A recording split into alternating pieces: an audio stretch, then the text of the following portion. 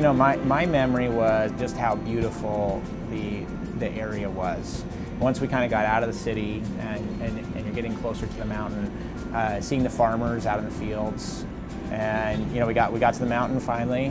Just the anticipation of finally seeing that sign, Kilimanjaro.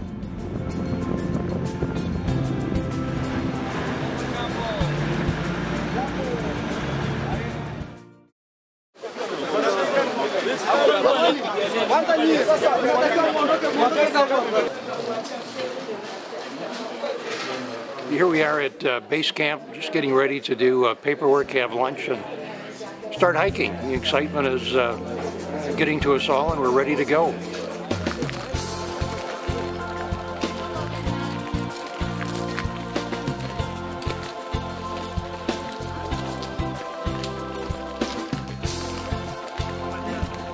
It was just, man, we're finally on the trail. You know, we're finally doing it. It was surreal.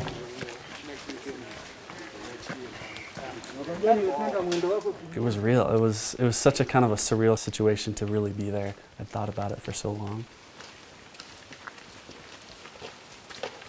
I was enamored with the kind of the rainforest that we were hiking through. It was beautiful. I didn't really expect Tanzania to be so kind of tropical feeling. But going up, you know, there's just these extremely tall, green trees everywhere around you. And you saw vines and moss and these giant trees like come out of the ground. It was like living in a dream, like you couldn't believe you were actually there. We hiked, what I remember, I think 6 or 7 hours. Pretty moderate hiking. Got to camp, got settled in for the first night of Kilimanjaro. The number of individuals that I didn't picture as stereotypical climbers that we started the journey with was probably the biggest surprise.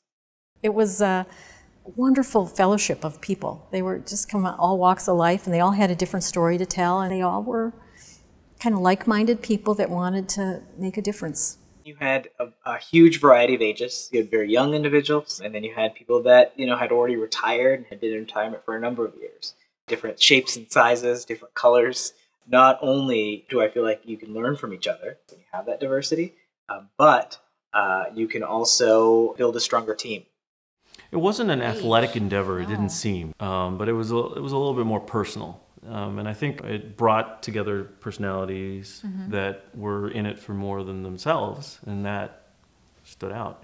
Honestly, I was really inspired by the whole mantra of climbing mountains and carrying prayer flags up for people. The Prayer Flag Project is really how Radiating Hope was born. Brandon Fisher and I, a good friend of mine, started this as residents in Philadelphia. We had a similar hobby, which was climbing mountains, and we started this really as a cancer advocacy idea.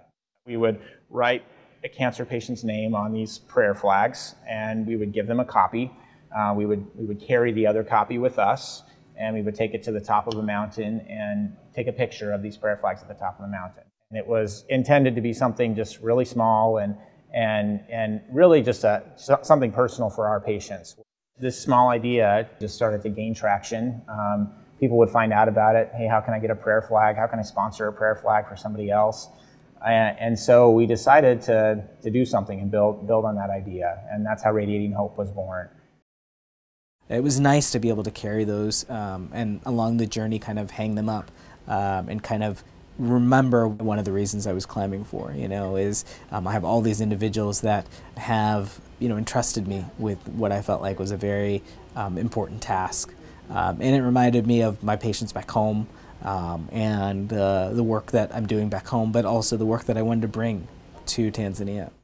A strand has about 30 flags on it, and people were bringing multiple strands, and like I couldn't believe like that many people had been affected that they knew.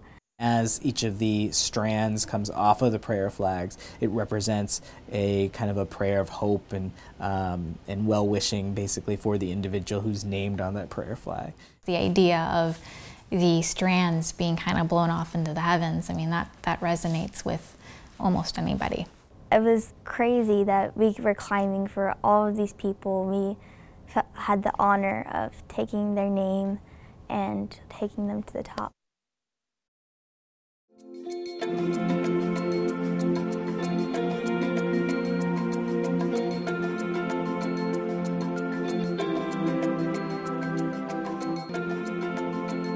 I loved day 2. It was actually one of my favorite days. It was this really steep incline that we're going up on this rocky kind of face. I love kind of a more technical hike. I have to pay attention a little more to where I'm stepping. I would take climbing rocks over hiking like any day. It's just so boring when you're just walking and it's like the same thing for a long time. It was pretty panoramic view. There was some cloud coverage that was kind of covering up the surrounding area, but it was just very mystical. And the trees had like this kind of moss hanging off of them. And I just thought it was so cool.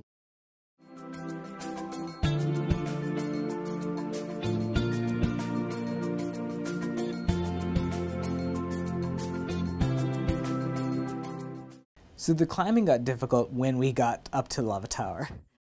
We were gaining some serious altitude. I think for almost everyone on the climb, this would be the high point of their entire lives.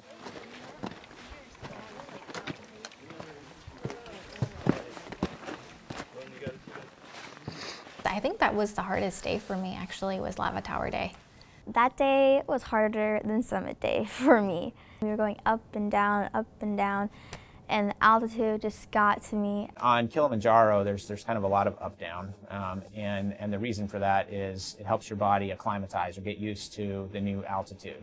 You know, Lava Tower was a day with intense altitude gain, and then, you know, losing a lot of that altitude and sleeping at a much lower elevation. And people did, you know, have some hard times. Nauseous. Puking my guts out. Pressure on both sides. Can't go as fast as I used to. My ears wouldn't pop. Really bad headaches. I'm not hungry anymore. My eyes were like going blurry. And a headache that wouldn't go away. Headache doesn't start to describe what you feel. One of the things actually that I was thinking about when we were climbing was how a climb is very similar to what a patient has to do during their treatment for cancer. If you've never climbed a mountain before, you don't really know what to expect. And if you've never had cancer, you don't know what to expect. And it's physically difficult, just like having cancer is physically difficult. And then you get headaches, you get nauseated, and you vomit, and you don't feel well, and you have to keep going. You lose your appetite, you get really, really, really tired, but you keep walking. You push yourself and keep going to the summit. I think I kind of got a little bit of an understanding of what these folks go through. I mean, I can't imagine what our patients go through. I haven't been there, but just to get a glimpse, and my respect for them has soared so much. And we just did this for 7 days. These guys are doing it for, gosh, I don't know how long. It was challenging, but at the same time, you're in this just gorgeous environment. You know, you look around and it's just beautiful as far as you can see. By the end of the day, you come down and that it is a beautiful camp. It is the prettiest camp ever. As we were coming down and coming into camp, you started to hear this kind of sound, and it took me a while to realize it was singing.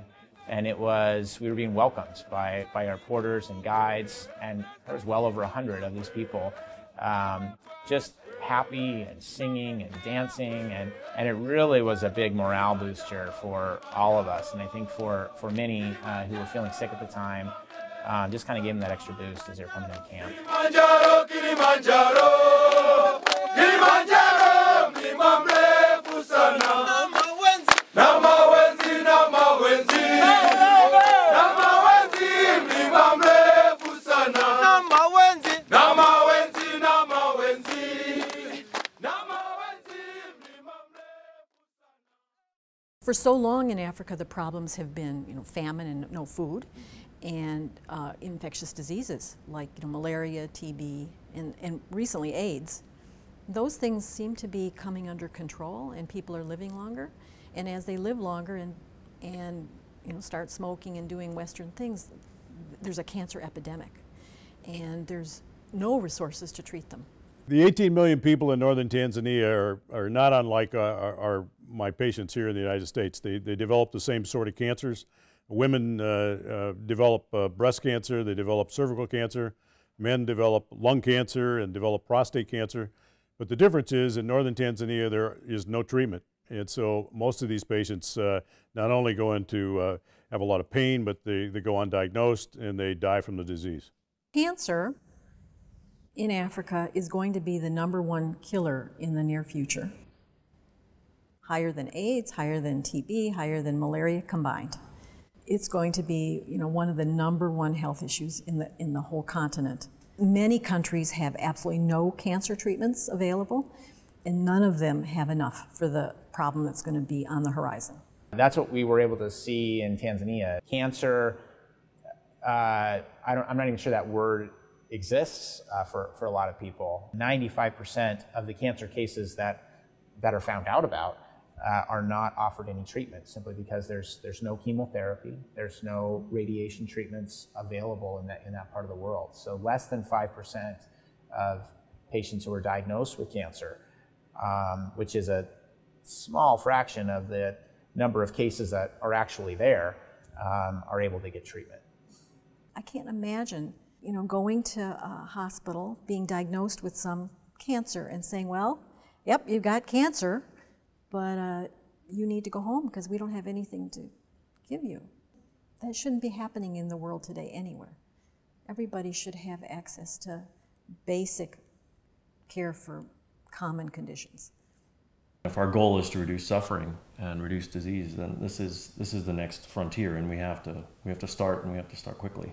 There's a crisis in Africa, and I think that our children, when they look back on our generation, will perhaps look at Africa the same way that we look back at, say, the Holocaust and our grandparents' generation. When you understand the gravity of the situation, that cancer is killing more people than the combination of HIV, tuberculosis, malaria combined, and there's literally no treatment available, how could you not be compelled to want to help in some way? Especially if you have the means, the knowledge, some skill to bring to the table, how could you not want to be compelled to get involved?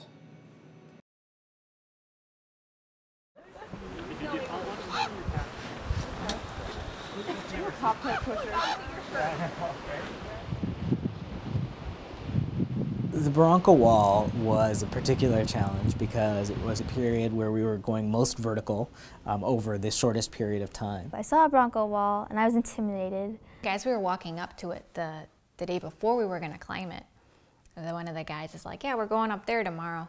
We're like, really?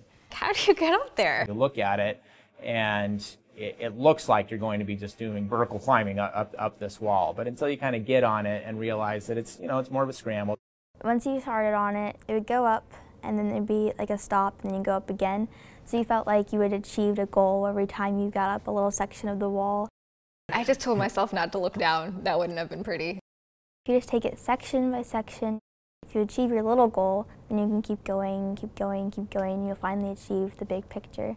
It was exciting though because not only were we having the guides help us, but we had our friends, our teammates as we kind of went through. There was words of encouragement, there was a helping hand to make sure that we kind of made it to the top.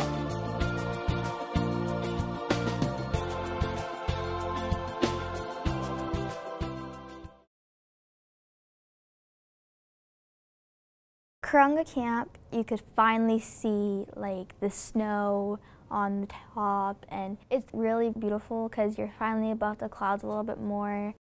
That was the first day that we could actually see the mountain that I remember. We finally got a full view of the mountain, of the summit at least, and I think that also was a big boost to the group. Such a beautiful view that I was seeing, and we could see the towns way down below us. I remember waking up and I had to go to the bathroom in the middle of the night, and I got up and I stepped outside. It was kind of the first time it had been really clear that I had seen, because there had been cloud coverage every day. And I looked up and it was the brightest stars I had ever seen. And the moon was so bright it almost hurt my eyes. I kind of sat out there and thought to myself, this is real. I'm really here and it's really happening and it's awesome.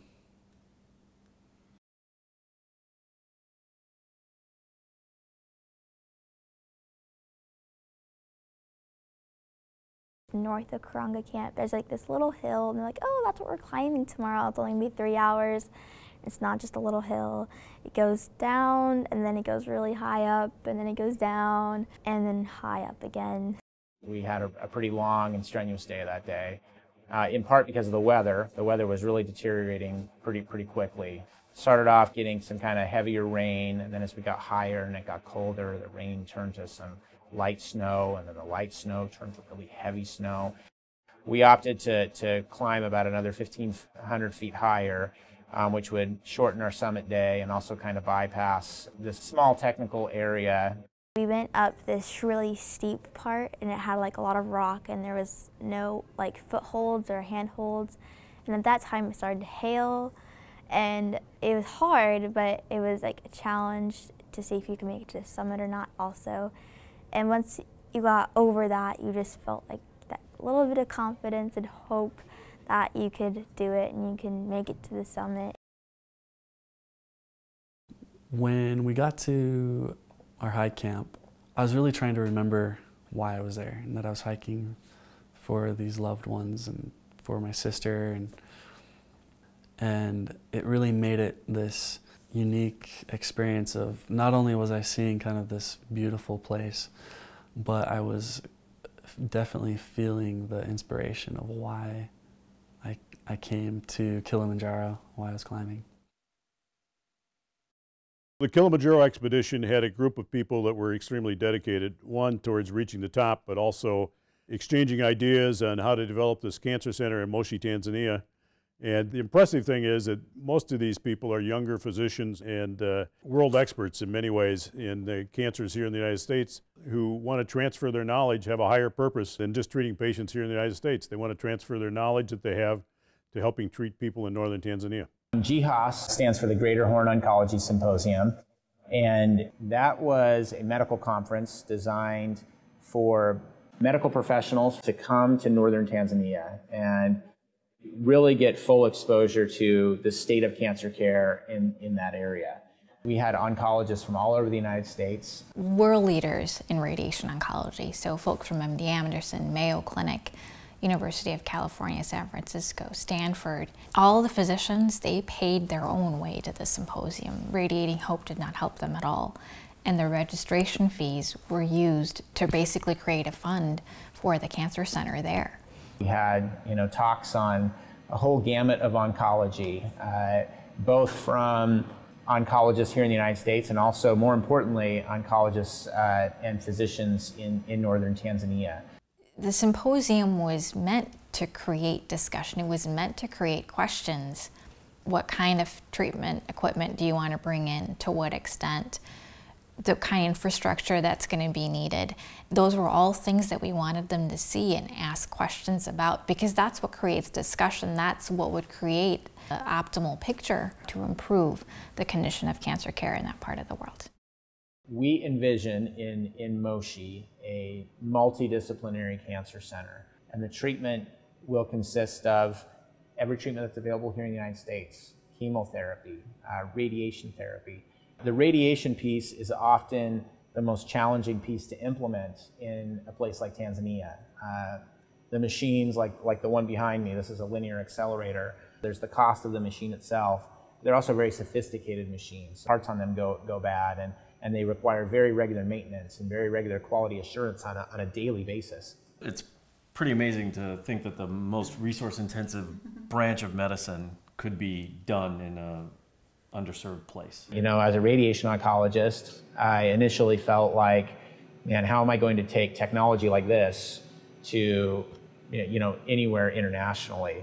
There's a huge need, but there's a huge barrier of entry. You can't put a linear accelerator in your pocket and get on a plane and take one to Moshi. You have to really think about all the infrastructure that's there, and that's where Radiating Hope's been so amazing. When you're trying to establish a cancer institute in another country, so in Tanzania here at KCMC we're talking about that, you need a very similar setup. I understand the diagnostic abilities there are already fairly well established with the radiology department as well as the great pathology department.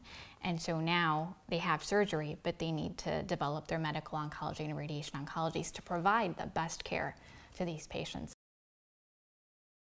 We went into our tents about 5 o'clock, I think, and the call to get up was 10 o'clock. So we had about 5 hours in the tent, and some of that time, at least, you're preparing. You're getting your gear ready for the next day. You're making sure your water bottles are filled. You're making sure you have all the right layers for summit day, getting your backpack set up just right, and then you just kind of lay there and try to sleep. Of course, everyone's got nerves about actual summit day.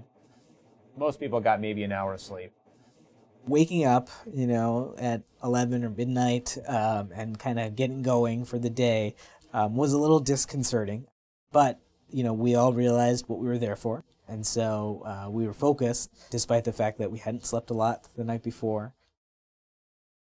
Then we started out, you had the moonlight and you had the stars, and the stars were beautiful. Like, you could actually see the whole Milky Way. Unbelievable. I've never seen such a thing. It didn't look real. Yeah, I saw my first shooting star. I'd never seen one. I saw a couple. Yeah, we saw a couple. I was like, I didn't realize, because they talk about them in the movies and stuff. We started going up these really steep switchback trails through the snow, and I just remember thinking to myself, wow, this is really hard. Like, I did not expect it to be this hard. The summit day is just kind of a long slog where it's one foot in front of the other, and you kind of just have to get in this trance Zen-like state. It's almost like an out-of-body experience where you're just watching your body continue to move one foot in front of the other. Because if you think about it, if you dwell on how you're feeling, you're going to dwell on how miserable you're feeling, because everybody's feeling miserable. It's not, you're not seeing anything. You're not seeing these beautiful vistas yet. It's cold and it's dark. There was sunrise, so we kept asking God. We're like, okay, when is sunrise? What is sunrise? I remember praying, if there's any day in my life where I need the sun to come up, please be today, because I'm going to die of cold. I will be frozen right here. They'll find an icicle of me. 5-6 hours into our summit day, you could just start to see that alpenglow, just the beginning of the sun starting to come up. But ironically, that's when it really starts to get the most cold. And, it just became even more of a challenge. And now, you're only about 1,000 feet from the top, but it's just the most challenging part of the mountain is that final push. Everything, like mental energy, emotional, everything just goes. At that point, like, every step takes all of your energy, so it's a lot more than you would think. It takes, like, all of your being into getting to the top.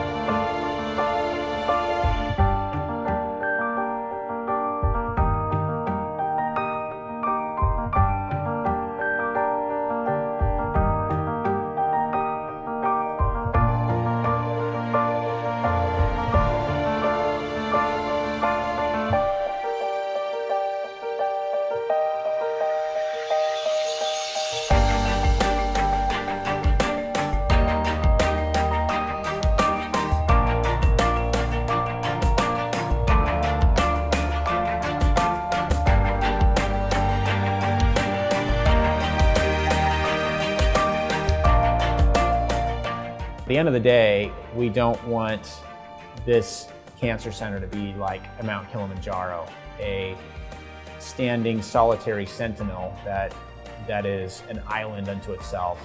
What we envision is something more like the Himalayas, huge, vast range of cancer centers that are dotting the globe.